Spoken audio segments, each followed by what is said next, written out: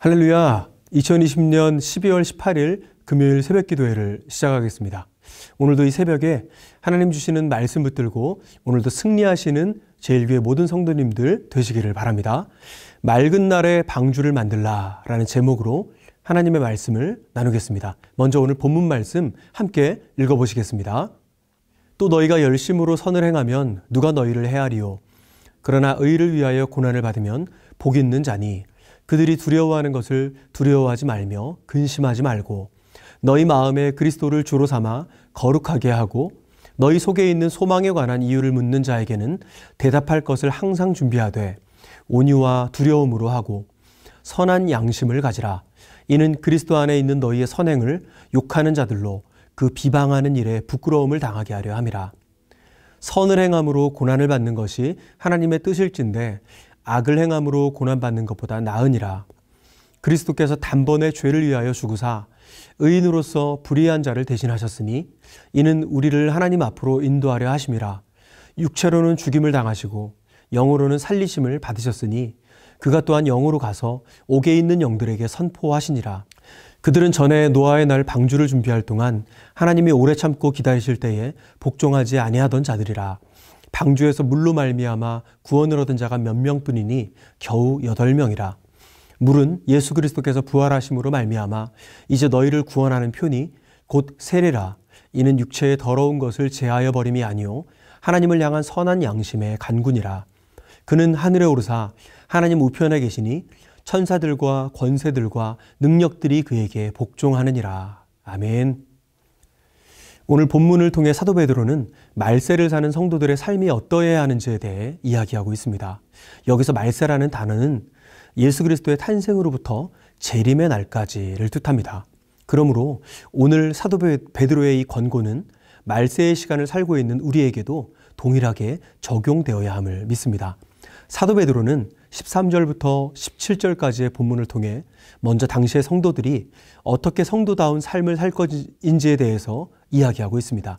15절과 16절만 함께 읽어보시겠습니다. 너희 마음에 그리스도를 주로 삼아 거룩하게 하고 너희 속에 있는 소망에 관한 이유를 묻는 자에게는 대답할 것을 항상 준비하되 온유와 두려움으로 하고 선한 양심을 가지라. 이는 그리스도 안에 있는 너희의 선행을 욕하는 자들로 그 비방하는 일에 부끄러움을 당하게 하려 함이라. 아멘. 사도 베드로는 이렇게 이야기합니다. 날마다 그리스도를 주인으로 삼아 그분께 속한 거룩한 삶을 사십시오. 여러분의 선행을 누가 비웃는 사람이 있습니까? 당황하지 마시고 오히려 굳건히 선한 양심을 지키십시오. 그리하면 비웃는 자들이 결국 부끄러움을 당하게 될 것입니다. 이렇게 당시의 성도들을 독려하고 있는 사도 베드로를 만나게 됩니다. 여기서 저는 인상적인 구절을 발견하게 되었습니다. 15절에 너희 마음에 그리스도를 주로 삼아 라는 구절인데요. 여기서 마음이라는 단어는 헬라어로 카르디아로서 중심부라는 뜻을 가지고 있습니다. 그러므로 이 문장은 단순히 그리스도의 행동의 모범을 따르는 것, 그 이상의 의미로서 그리스도 안에 거하여 또는 그리스도와 하나 되어 거룩한 삶을 살라라는 의미로 받아들여져야 할 것입니다. 그리고 이어서 좀 이해하기가 난해한 성경 구절이 나옵니다. 18절과 19절인데요. 함께 읽어보시겠습니다.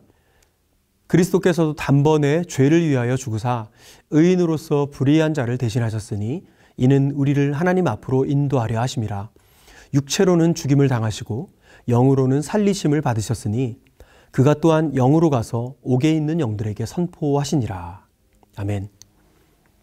19절에 보니까 그가 또한 영으로 가서 옥에 있는 영들에게 선포하시니라 라고 쓰여 있습니다. 여기서 옥이라는 단어가 신학자들로 하여금 분분한 의견을 내게 하였습니다. 그 중에 몇 가지만 소개해 드리면요. 먼저 첫 번째로 이 옥을 지옥으로 본 의견이 있습니다. 예수 그리스도께서 지옥으로 내려가셔서 지옥에 있는 사탄과 마귀에게 승리를 선포하셨다라는 의견이 있고요. 두 번째로 이 옥을 연옥으로 해석한 견해가 있습니다. 연옥이란 천국과 지옥 사이에 있는 여전히 구원의 가능성이 있는 죽은 영혼들이 머무는 장소를 뜻하는데요.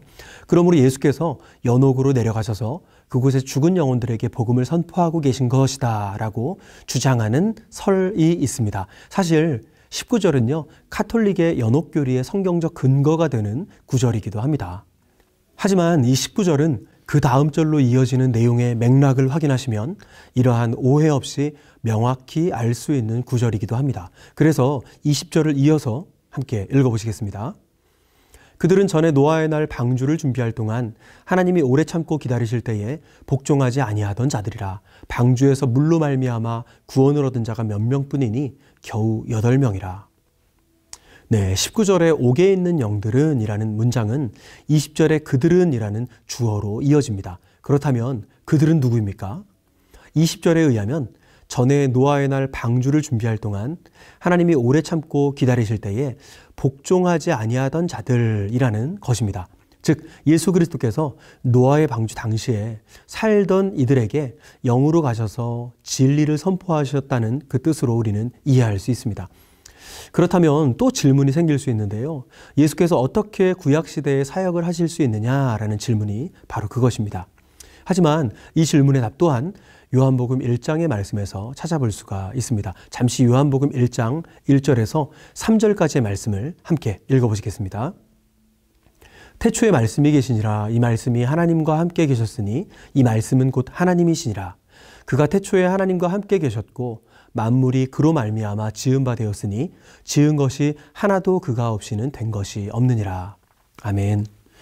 그렇습니다. 예수 그리스도의 사역은 이미 성부 그리고 성령 하나님과 더불어 태초부터 시작되었다고 사도 요한은 증언하고 있습니다. 그러므로 노아의 시대에 예수 그리스도께서 영으로 그들에게 선포하시는 것이 얼마든지 가능하다는 말씀인 것이죠.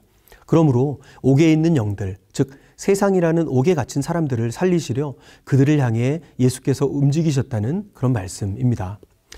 노아의 방주는요, 흔히 세상을 향한 하나님의 심판의 이야기로 우리가 오해하곤 합니다. 하지만 하나님의 입장에서 볼 때에 이 방주 사건은 세상을 구원하시기 위한 하나님의 애끓는 외침이었다고 볼 수 있습니다. 왜냐하면 19절에 예수께서 친히 영으로 그들에게 구원의 메시지를 전하셨다는 사실과 더불어 20절에 보면 노아가 방주를 만드는 100년이나 가까이 되는 그 시간 동안 오래 참고 기다리셨던 분이 바로 우리 아버지 하나님이셨기 때문입니다.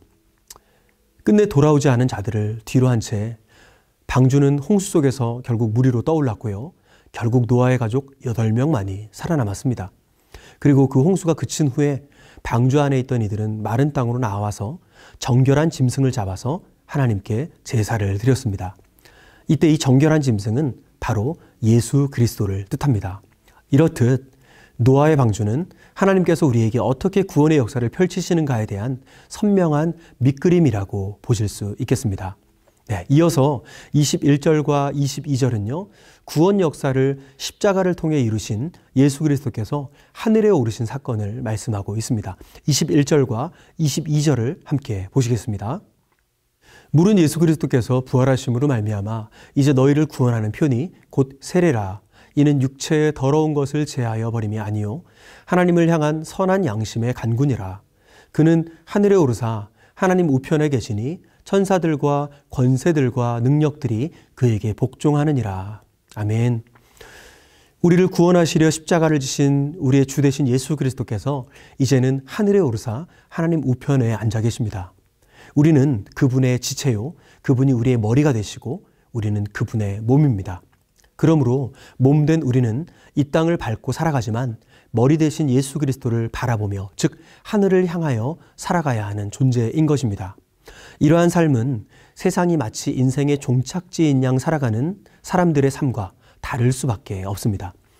얼마나 많은 사람들이 노아를 비웃었습니까? 뜨거운 햇볕이 내리쬐는 한낮에 거대한 배를 만들고 있는 참으로 비상식적인 모습의 노아와 그의 가족들 아니었습니까? 그렇지만 그들을 비웃던 이들은 결국 어떻게 되었습니까? 또 노아와 가족들은 결국 어떻게 되었습니까? 여러분, 예수 그리스도께서 머리시오 그분의 몸된 우리의 삶은 당연히 세상과 다를 수밖에 없습니다. 추구하는 방향이 정반대이기 때문이죠. 수많은 이들이 자신의 인생의 안락함을 추구할 때 성도는 다른 이들의 영혼을 위해 자신의 안락함을 내려놓습니다. 수많은 이들이 양심을 속여 이익을 추구할 때 성도는 손해를 감수하고서 선한 양심을 지킵니다. 왜 그렇습니까? 우리의 머리가 예수 그리스도이시기 때문입니다. 그분이 그렇게 생각하시기 때문에 성도는 그렇게 생각하는 것입니다. 그분이 그렇게 행동하시기 때문에 성도는 그렇게 행동하는 것입니다. 우리 주 예수님 세상의 가치관을 정면으로 부정하셨습니다. 그러하기에 예수님은 온갖 고난을 감내하셔야만 하셨습니다. 여러분, 우리 또한 예수 그리스도를 따르는 제자의 삶이라면 이러한 모습이 우리 삶 속에 조금이라도 드러나야 하지 않겠습니까? 이러한 모습이 조금이라도 우리 삶에 드러나지 않고 있다면 우리는 우리가 믿는 주님이 과연 누구신지, 우리 인생의 머리가 과연 누구인지 재확인해 봐야 할 것입니다. 여러분, 우리는 노아처럼 맑은 날에 방주를 준비해야 합니다. 누군가는 이러한 그리스도인의 일상을 보고 철없는 이상주의자라고 욕할지도 모르겠습니다. 누군가는 아직도 성경이라는 그 비현실적인 환타지를 믿느냐고 어리석다고 욕할지도 모르겠습니다. 또 누군가는 진리에 대해 타협하지 않는 우리더러 융통성 없고 고집스럽다고 욕할지도 모르겠습니다. 하지만 성도 여러분, 힘내십시오. 우리 하나님은 살아계십니다. 지금도 시퍼렇게 살아계십니다. 그 주님께서 매일 매순간 우리 가운데 찾아오셔서 우리가 그렇게 살아낼 수 있도록 평안과 담대함을 주실 것입니다. 그리고 결국 다시 오실 예수 그리스도께서 우리가 믿는 이 진리를 확증하실 것입니다. 그날에 우리 눈의 모든 눈물을 주님께서 친히 닦아 주실 것입니다. 할렐루야. 오늘 하루도 노아처럼 맑은 날에 방주를 준비하시는 저와 제일교회 모든 성도님들 되시기를 간절히 소망합니다.